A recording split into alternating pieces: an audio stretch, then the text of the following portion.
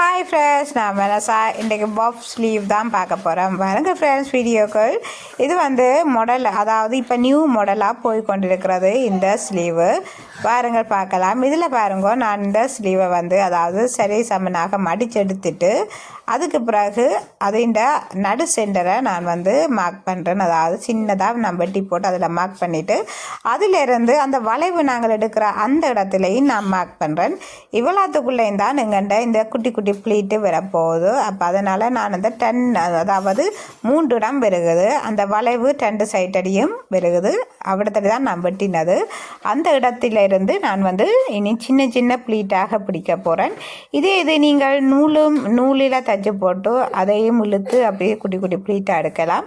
நான் இப்போ சின்ன குட்டி குட்டியாக ப்ளீட்டாக பிடிக்கிறேன். பாருங்க, நல்ல கிட்டவா நான் உங்களுக்கு எடுத்து வச்சு காட்டுறேன். நல்ல சின்ன குட்டி குட்டியாக பிடிச்சு கொண்டு வர எங்களுக்கு நல்ல ஒரு நீட்டாக வரும். அது மட்டும் இல்லை, நாங்கள் சின்ன சின்ன எடுத்தால் தான் எங்களோட பஃப் கை நல்ல வடிவாக அந்த மேலுக்காக நிமிந்து நிற்கும். இப்போ பாருங்கோ, நான் அந்த பஃப் கையின் அதாவது ஒரு சைட்டு நேராக தைச்சு கொண்டுட்டு அடுத்த சைட்டு அதுக்கு எதிர்மாறாக இருக்க வேணும். அதாவது ஒன்றை பார்த்த மாதிரி பிறகு இருக்க போகுது. இப்போ பாருங்க, நான் அடுத்த சைட்டு நான் திருப்பி அப்படியே எதிராக, அதாவது முதல் ப்ளீட் பிடிச்சதுக்கு எதிராக ஆப்போசிட்டில் நாங்கள் இந்த ப்ளீட்டை பிடிச்சு கொண்டு போகணும்.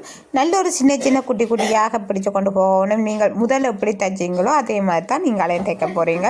இப்போ பாருங்க, நல்ல ஒரு நீட்டாக நான் தைச்சு கொண்டு வந்துட்டேன். இதே மாதிரி தான் இனி மிகுதியை நான் தைக்கணும். அதாவது இனி கீழ் பகுதியிலையும் தைக்கணும். இப்போ பாருங்க, நான் இனியும் அதாவது அந்த ஸ்லீவிൻ്റെ கீழ் பகுதியையும் நான் அதே மாதிரி சின்ன சின்ன குட்டி குட்டி ப்ளீட்டாக எடுக்க போகிறேன். எடுத்துட்டு இது ஒரு கொஞ்சம் ப்ளீட்டாக தான் வரப்போகுது, கணக்க ப்ளீட் இல்லை, ஒரு கொஞ்சம் ப்ளீட்டு. இதுவும் நாங்கள் மேலுக்கு நாங்கள் தைச்ச மாதிரி தான்.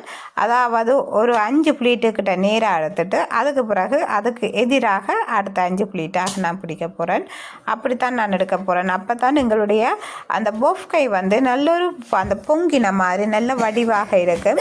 இதே நீங்கள் ஒரே பக்கத்துக்கு நீங்கள் பிடிச்சு கொண்டு போவீங்கன்னா உங்களோட பஃப் கை அந்த நல்லொரு அந்த உயர்ந்த நல்ல நிமிந்து நல்ல நீட்டாக நல்ல வடிவாக இருக்காது. அதனால தான் நாங்கள் இப்படி, அதாவது ஒரு கொஞ்சம் நேராக, அதாவது ஒரு சைட்டு ஒரு நேராக எடுத்து போட்டு ஒரு 4-5 ப்ளீட்டை நேராக எடுத்து போட்டு அதுக்கு எதிராக திரும்ப ஒரு 4-5 ப்ளீட்டு எடுக்கிறது. அப்படி நாங்கள் சின்ன குட்டி குட்டி ப்ளீட்டாக நாங்கள் எடுத்துக்கொண்டு வைக்க நல்ல ஒரு நீட்டாகவும். இப்போ பாருங்க, நான் தச்சு முடிஞ்சது மிகவும் நல்ல ஒரு வடிவாக இருக்குது. பாருங்க, இப்படி நல்ல உயர்ந்து நல்ல வடிவாக இருக்குது. இப்படி ஒரு பஃப் கை இருக்கும்போது தான் உண்மையில் அழகாக இருக்கும். நீங்களும் இதே மாதிரி ட்ரை பண்ணுங்கள் ஃப்ரெண்ட்ஸ். இப்போ பாருங்க, நான் இனி இதுக்கு கீழே அதாவது கீழேயும் துணி நாங்கள் வச்சு நார்மலாக இந்த பஃப் கை நீங்கள் சீரியலில் பார்த்துருப்பீங்க, சுந்தரி சீரியலில் நீங்கள் பார்த்துருப்பீங்க. அவங்களும் இப்படித்தான் இதே கை மாதிரி தான் போட்டிருப்பாங்க. இந்த கை தான் இப்போ ரெண்டிங்காக எல்லாருமே செய்து போகிறோம். அப்போ நானும் அந்த வகையில் தான் என்னட்ட ஓடருக்கு இந்த பாவாடை சட்டைக்குரிய சின்ன குட்டிஸ்களுக்கு தான் இந்த பாவாடை சட்டை. அப்போ அவங்களுக்கு இது எப்படி போடைக்க நல்ல ஒரு நீட்டாக இருக்குமென்னு சொல்லி நான் இந்த கையை அவங்களுக்கு தைச்சு கொடுக்குறேன். மிகவும் ஒரு அழகான பஃப் கை. இனி நாங்கள் அந்த பஃப் கையை நாங்கள் இனி நீட்டாக வேணும். அதாவது நான் கீழே இன்னொரு துணி பொருத்திட்டு அந்த பாவாடை என்ற துணி தான் நான் இன்னொரு துணி அதில் பொருத்திட்டு அது ஒரு 3 இன்ச்சு வரும். அந்த துணியை நான் பொருத்தி போட்டு இனி நான் அதை தைக்க வேணும். அதாவது பின்னுக்கு லைனிங் துணி வைக்கலாம். அதே நேரம் முன்னுக்கு அந்த பாவாடைன்ற துணி நான் வச்சிருக்கிறேன். இப்போ பாருங்க, நான் அதை தைக்க போகிறேன். அதாவது நாங்கள் அந்த சுருக்கு பிடிச்சி எல்லாம் மறைக்க வேணும், மறைச்சி நல்ல ஒரு நீட்டாக்க வேணும். அப்போ அதனால் நான் இதை நீட்டாக்குறேன். இப்போ பாருங்க, அதில் கட்டு போட்டுட்டு நான் இனி தைக்க போகிறேன்.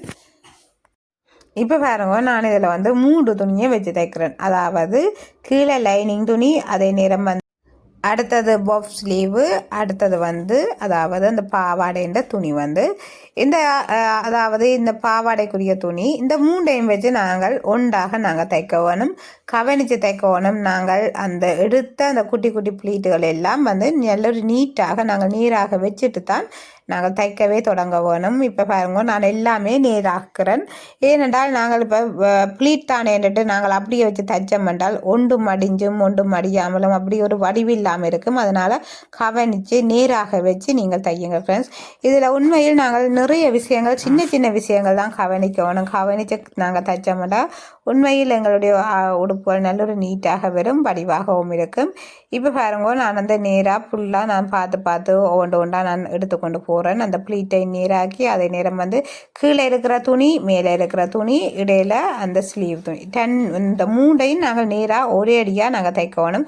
இப்படி நாங்கள் தைப்ப மாட்டோம், எங்களுக்கு சுகமானதாக இருக்கும். சில பேர் வந்து அதாவது கீழே நீங்கள் தைப்பார்கள், பேர்ந்ததுக்கு பிறகு மேலுக்கு இருக்கிற அந்த நல்ல பக்கத்தை தைப்பார்கள். அப்படி சில பேர் தைப்பார்கள். இதில் நாங்கள் ஒரே அடியாக ஒரே மெத்தடில் நாங்கள் தைச்சி விடுறோம். இது வந்து எங்களுக்கு மிகவும் ஒரு ஈஸியாக இருக்கும். இப்போ பாருங்க நான் தைச்சி முடிஞ்ச பிறகு இப்படி தான் இருக்க போகுது. மிகவும் ஒரு நல்ல ஒரு நீட்டாக நாங்கள் தைச்செடுத்திருக்கிறோம். இனி நான் வந்து அதுக்கு வந்து படிமான தையல் போட போகிறேன். படிமான தையல் போடும்போது எங்களுடைய அந்த ப்ளீட்டுகள் எல்லாம் வந்து நல்லொரு வடிவாக, அதாவது ஒரு இடம் அந்த விலகாதபடி நல்லொரு நீட்டாக இருக்கும். நீங்களும் இதே மெத்தடில் அதாவது தைச்சு ட்ரை பண்ணுங்கள் ஃப்ரெண்ட்ஸ். அதாவது பேசிக்காக இருந்தாலும் நீங்கள் சின்னனாக நீங்கள் மெதுவாக நீங்கள் தைச்சு பழகினீங்கள் தான் வடிவாக இருக்கும். இப்போ பாருங்க நான் இந்த தைச்செல்லாம் உண்மையில் அவ்வளோத்துக்கு அவ்வளோ அழகாக இருக்குது. நான் உங்களுக்கு ஒவ்வொரு வீடியோவாக நான் போட்டு கொண்டிருப்பேன். அதாவது நான் இது வந்து ஓர்டருக்கு நான் தைச்சு கொடுக்குற உடுப்பெல்லாம் இப்போ நான் தைச்சு கொடுத்து கொண்டிருக்கிறேன். எனக்கு இடையே ஓர்டர்கள் வரைக்கும் நான் அதில் இப்போ அதுகளை தைச்சு கொடுப்பேன்.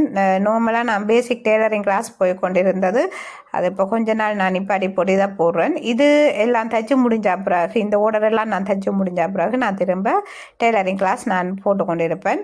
இப்போ பாருங்க நான் வந்து அதாவது அந்த ஃப்ரில்லை நான் நல்லொரு நீட்டாக்கி நான் எடுத்த பிறகு இனி அதை வந்து நல்லொரு நீட்டாக நான் மடித்து திரும்ப அந்த கீழ்ப்பகுதியை நான் மடித்து தைக்கணும். அப்போ அதுக்காண்டி நான் அதை மடிக்கிறேன். அதில் பாருங்க அதுலேயும் வந்து அதாவது உள்பகுதியை நல்லொரு நீட்டாக்கி எடுக்கணும்.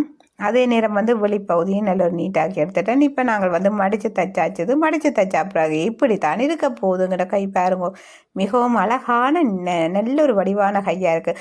சுந்தரி சீரியலில் அந்த மேடம் போட்ட மாதிரி இருக்குது பாருங்க. மிகவும் ஒரு அழகானதாக இருக்குது. இது நாங்கள் சின்ன குட்டிகளுக்கு போட மிகவும் அழகாக இருக்கும். பார்க்கும்போதே அவ்வளோத்துக்கு அவ்வளோ அழகாக இருக்கும். நீங்களும் இதே மாதிரி தைச்சு பாருங்கள் ஃப்ரெண்ட்ஸ். தொடர்ந்து வாருங்கள். என்னுடைய சேனலை லைக் பண்ணி ஷேர் பண்ணி சப்ஸ்கிரைப் பண்ணி அருகில் உள்ள பெல் பட்டனை கிளிக் பண்ணுங்கள் ஃப்ரெண்ட்ஸ். உங்களுடைய ஃப்ரெண்ட்ஸ்களுக்கு ஷேர் பண்ணுங்கள். அவர்களும் இதன் மூலம் பயன்பெற வேணும் ஃப்ரெண்ட்ஸ். என்னுடைய சேனலை மற்றவர்களுக்கு நீங்கள் ஷேர் பண்ணுங்கள் ஃப்ரெண்ட்ஸ். தொடர்ந்து வாருங்கள். இப்போது அதாவது இந்த கையை வந்து மிகவும் ஒரு அழகாக நான் தைச்சிருக்கிறேன். நீங்களும் பார்த்து நீங்களும் இதே மாதிரி உங்களுடைய குட்டீஸ்களுக்கு தைச்சு கொடுங்கள். அது மட்டும் இல்லை, நீங்களும் நல்லபடியாக ஆர்டர்கள் எடுத்து பயப்படாமல் தையுங்கள் ஃப்ரெண்ட்ஸ். தேங்க்யூ.